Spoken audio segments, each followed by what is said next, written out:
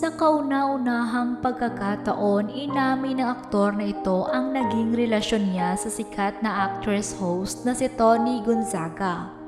Laking gulat ng marami na nagkaroon pala ng relasyon ang dalawa. Talagang hindi sumagi sa isip ng marami na aamin ng aktor na ito na naging sila.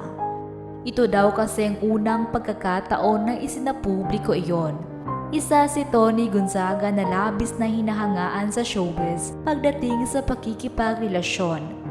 Bagamat naging in-demand din na aktres at hindi na mabilang ang ginawang pelikula, marami na ang nalink dito at mga aminadong niligawan siya.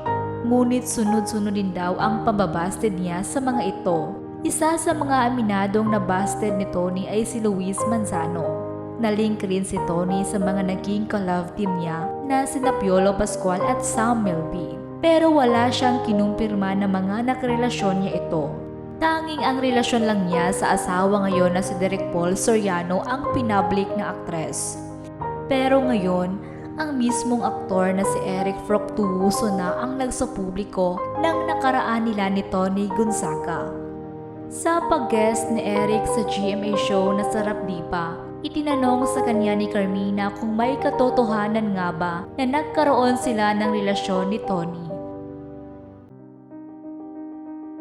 Pero aniya, nauna daw ang relasyon nila ni Claudine bago maging sila ni Tony. Tumagal daw ng 3 taon ang pagsasama nila ng sikat na host.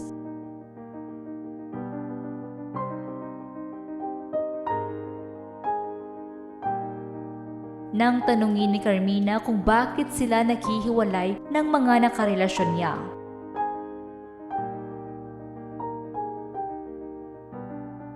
Si Eric Fructuoso ay sumikat noong dekada 90 nang maging miyembro ng teen boy group na Guapings, kasama sina Mark Anthony Fernandez, Jao Mapa at Jo Marie Iliana.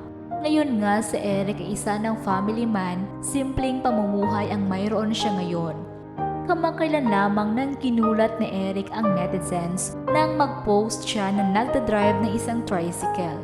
Nilinaw naman niya na hindi naman daw talaga niya trabaho yon, ngunit willing siyang gawin kapag kinakailangan. Habang si Tony naman na tuloy-tuloy ang career sa showbiz, ay masaya na rin ang buhay may pamilya. Kamakailan lang din nang i-welcome ni Tony at Derek Paul ang kanilang second baby na si Polly. Wala pa namang naging kumpirmasyon si Tony Gonzaga sa ibinunyag ni Eric sa national TV.